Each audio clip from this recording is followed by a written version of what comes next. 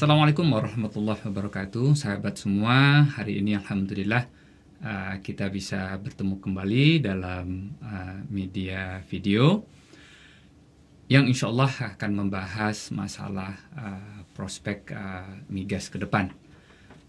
Untuk itu, ikuti, simak monolog saya hari ini.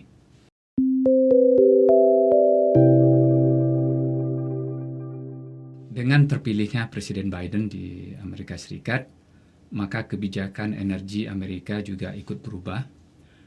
Pada saat Presiden Trump yang cenderung untuk lebih kepada pro energi fosil, namun sekarang kembali lagi untuk berpartisipasi di renewable energy. Beberapa pekan belakangan ini kita bisa lihat bahwa banyaknya komitmen dari Presiden Biden untuk lebih memfokuskan diri kepada transportasi berbasis listrik. Apakah ini sebuah kebijakan yang perlu kita cermati? Benar, ya. Kalau kita tahu bahwa sebagai negara kapitalis, kebijakan pemerintah tentu mereka akan sikapi dan bikin strategi di mana dunia usaha akan berusaha untuk tidak hanya terpaku terhadap kebijakan pemerintah. Artinya apa? Benar bahwa akan pro renewable energy, namun demikian dunia usaha di bidang migas akan melihat ini tidak sebuah tantangan tapi sebuah opportunity juga. Lebih jauh kita melihatnya seperti ini, ya. Kebutuhan minyak di Amerika itu sangat besar sekali, ya, di atas 15 juta barrel per day, roughly sekitar itu. Produksi mereka di bawah itu, artinya masih ada komponen impor di Amerika dari sisi migas. Jadi kira-kira kebutuhan crude oil di Amerika itu seperti yang ada di Indonesia. Kita membutuhkan impor oil, mereka juga membutuhkan impor oil. Namun demikian, karena kebijakan dari Presiden Biden ini akan pro renewable energy, dan pro renewable energy ini tentu akan mengakibatkan porsi dari crude oil atau kebutuhan crude oil mereka akan berkurang. Tapi akan seberapa besar? Mari kita lihat kebijakan ini secara lebih menyeluruh. Negara-negara seperti di Eropa, Jerman, Prancis, Inggris juga, itu punya komitmen 2050 akan net zero gas emisi. Jadi emisi gas buang yang mempengaruhi climate change, mereka akan coba menolkan pada tahun 2050. Amerika bagaimana? Amerika sama, komit untuk melakukan zero net gas emisi pada tahun 2050. Jepang juga sama, Korea Selatan juga sama. 2050 sekarang 2021 masih ada sekitar 29 tahun lagi yang bisa dimanfaatkan atau perlu penanganan khusus sebelum beralih semuanya kepada renewable energy. Nah, tantangannya adalah kalau dalam masa 30 tahun ini, ya, eksplorasi oil and gas atau produksi oil and gas menurun, maka ada kemungkinan shortage atau kebutuhan atau supply dari oil ini pada 20 tahun yang akan datang bisa tidak lagi memenuhi kebutuhan yang ada di dunia ini. Nah, dengan kebijakan Biden yang pro akan renewable energy, namun demikian dari sisi lain bahwa kebutuhan energi mereka dari sisi oil juga banyak, maka disinilah dilihat bagaimana membalance antara kebutuhan fosil dengan rencana net zero gas emisi di tahun 2050. Semua negara berlomba untuk mengisi atau melakukan transisi dari energi fosil kepada energi renewable. Waktunya mungkin dalam waktu 20-30 tahun yang akan datang ini.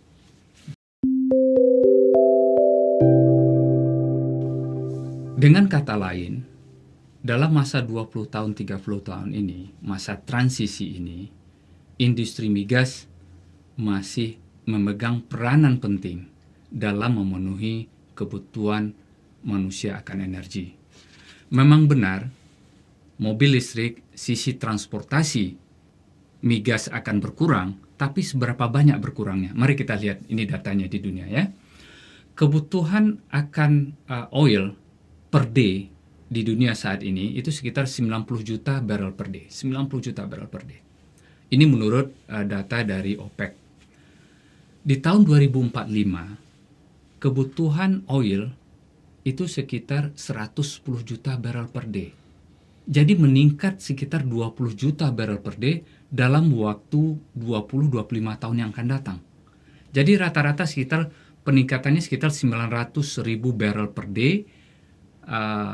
Kebutuhan kita akan oil meningkat dari tahun ke tahun sampai 2045. Nah, dari peningkatan oil atau crude yang dibutuhkan oleh manusia tahun 2045, bagaimana dengan impact kendaraan listrik dalam hal ini?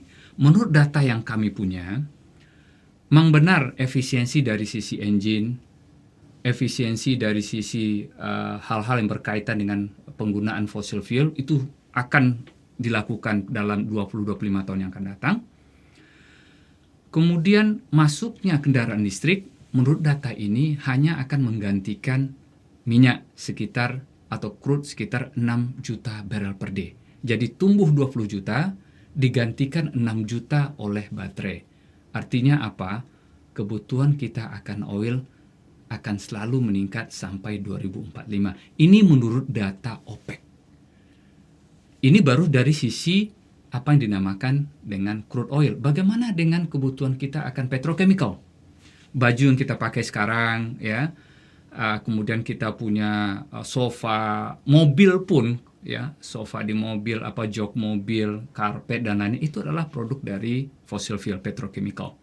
Menurut data yang ada, petrochemical industry akan tumbuh dari tahun ke tahun sekitar 5% sampai 2025. Ini data yang kita punya sampai 2025. Bagaimana beyond 2025? Apakah akan tumbuh? Kemungkinan besar ini akan tumbuh. Sampai suatu masa nanti, produk petrochemical ini bisa digantikan oleh renewable energy. Seperti misalnya ya, mampu nggak kita kembali kepada baju mungkin dari karung goni. Karung goni kan itu adalah produk non petrochemical ya, mungkin dari jerami atau dari apa ya, yang bisa menggantikan bahan-bahan baju yang kita pakai sekarang yang berasal dari petrochemical. Suatu saat nanti kalau kita mampu, ya, manusia mampu, teknologi mengizinkan, produk-produk renewable energy yang bisa menggantikan petrochemical product, maka di saat itulah kita mengatakan bye-bye untuk fossil fuel. Tapi untuk 5-10 tahun yang akan datang, kelihatannya industri ini akan tetap tumbuh.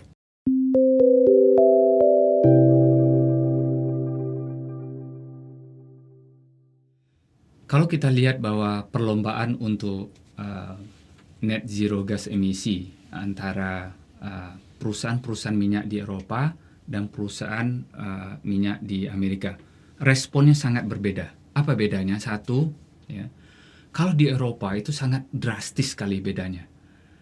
Mereka mencoba untuk mengalihkan usaha mereka dari minyak dan gas ke renewable. Seperti renewable apa yang mereka sekarang lagi giat-giatnya? Yang pertama adalah PLTS, yang kedua adalah PLTB, ya, pembangkit listrik tenaga angin. Mereka di sana banyak sekali berinvestasi, baik itu BP, Shell yang dari Eropa, Eni, Italia, kemudian Repsol, Spain. Mereka berlomba-lomba untuk mengalihkan bisnis mereka dari fossil fuel ke renewable energy. Bagaimana dengan Exxon, Chevron, ConocoPhillips? Kelihatannya mereka tidak mengalihkan bisnis dari fossil fuel ke renewable energy, tapi mereka fokus kepada bagaimana caranya mengurangi impact dari gas emisi ini semakin lama semakin kecil. Caranya seperti apa? Tentu yang pertama adalah mereka mengedukasi para pembuat mobil untuk mendesain engine-engine mereka yang lebih efisien. Sehingga gas buang mereka bisa terkontrol dan bisa memperbaiki lingkungan kita dalam 10-20 tahun ke depan ini.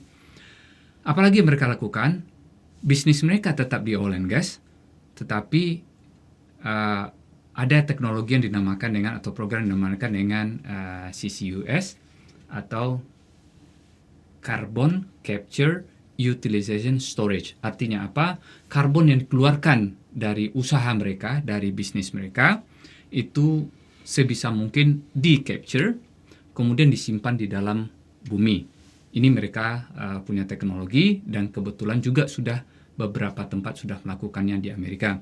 Apalagi yang mereka lakukan, kalau lapangan migas mereka ada CO2, CO2-nya mereka ambil, kemudian juga bisa di-reinjekkan kembali untuk meningkatkan performa dari sebuah lapangan migas. Ini dinamakan dengan CO2 injection.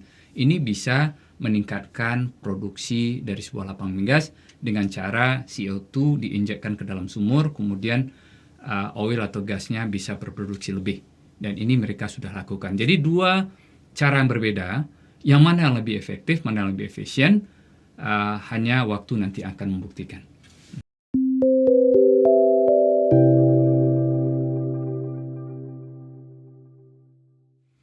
Kalau untuk Indonesia sendiri, apakah kita akan melihat kiblatnya ke Amerika atau melihat kiblatnya Eropa? Karena ini dua mainstream strategi yang sangat berbeda. Kalau menurut hemat saya, untuk Indonesia, kita harus mencari titik kesetimbangan dari strategi ini. Artinya apa? Bahwa strategi Amerika yang tetap masih fokus menjalankan bisnis migas, kemudian impact dari bisnis migas ini ke lingkungan harus dikurangi, dan cara ini harus kita adopt juga. Di sisi lain, perusahaan-perusahaan di Eropa yang beralih dari migas ke renewable energy, ini juga harus kita adopt juga. Kenapa? Kita adalah negara yang sampai hari ini masih impor migas. Dari tahun ke tahun, impor kita makin lama makin besar, dan untuk itu, usaha-usaha kita di dalam negeri untuk memenuhi sisi migasnya, kebutuhan energi kita dari sisi migas, kita harus melakukan usaha satu, misalnya tetap menggiatkan kegiatan eksplorasi. Kalau nggak ada kegiatan eksplorasi, kesempatan kita untuk menemukan cadangan-cadangan migas baru tentu sudah tidak dapat lagi. Yang kedua adalah sumur-sumur tua kita giatkan dengan menggunakan teknologi agar bisa berproduksi lebih dari apa yang ada sekarang. Lewat program misalnya Enhanced Oil Recovery. Ini tetap kita giatkan. Bagaimana dari sisi lain, dari sisi renewable energy? Renewable energy mulai kita masukkan ke dalam energy mix kita, seperti yang sudah secara perencanaan tahun 2025 misalnya 23% dari energy mix kita berasal dari renewable energy. Usaha ini terus menurut hemat kami digiatkan agar kesetimbangan antar kebutuhan kita akan energi fosil dan partisipasi kita dalam mengelola lingkungan yang lebih baik itu dapat dicarikan titik kesetimbangannya.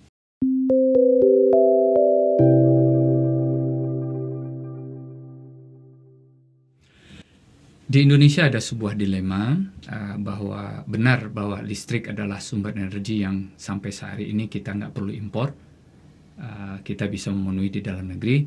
Namun demikian harus kita lihat lagi dari sumber energi listrik yang digenerate di Indonesia itu berasal dari mana?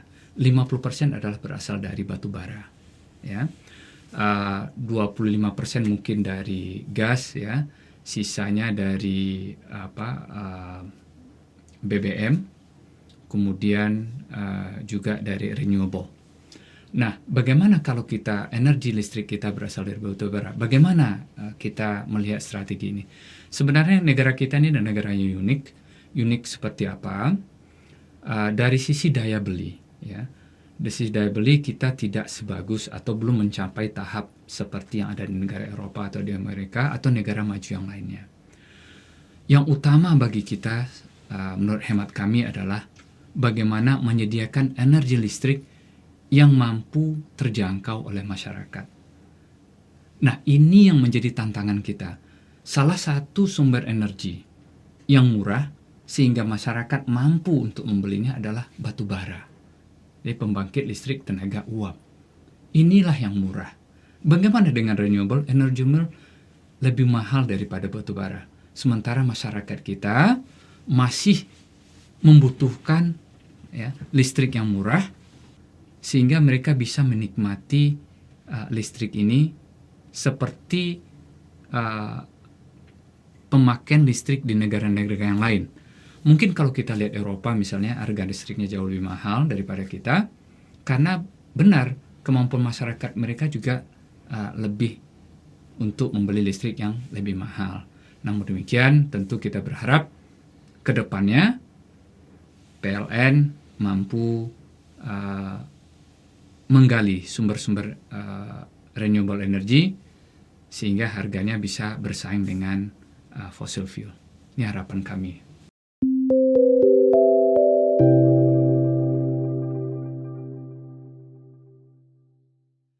Sahabat semua, bagi yang masih bergerak atau belajar di dunia migas, baik itu sebagai mahasiswa atau sudah tamat, kemudian baru bekerja di bidang migas, bagaimana ini prospek ke depan?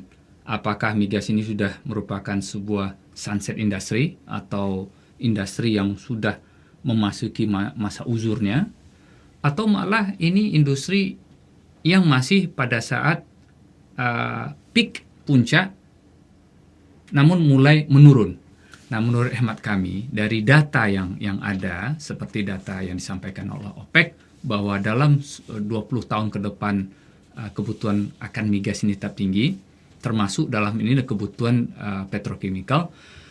Menurut hemat kami, adik-adik atau para mahasiswa yang masih kuliah di bidang migas, ini industri masih akan bertahan lebih dari 20 tahun insya Allah. Melihat kebutuhan kita akan migas ini belum bisa tergantikan sepenuhnya oleh renewable.